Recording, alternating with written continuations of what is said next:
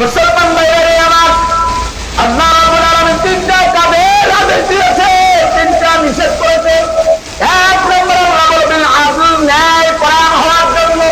বুখারী মুসলিমের হাদিসে আল্লাহ নবী সাল্লাল্লাহু আলাইহি ওয়াসাল্লাম বর্ণনা করেন, সাবআতুন ইউযিল্লুহুমুল্লাহু ফি যিল্লিহি ইল্লা যিল্লুহু মা ওয়া'আদিলু। সাত শ্রেণীর মানুষ কঠিন কাল কিয়ামতের ময়দানে আল্লাহ রাব্বুল আলামিনের আরশে আজিমের নিচে ছায়া পাবে। এই সাত শ্রেণীর মানুষ ছাড়া আর কোন মানুষ আল্লাহ সেদিকে করতে পারবে না।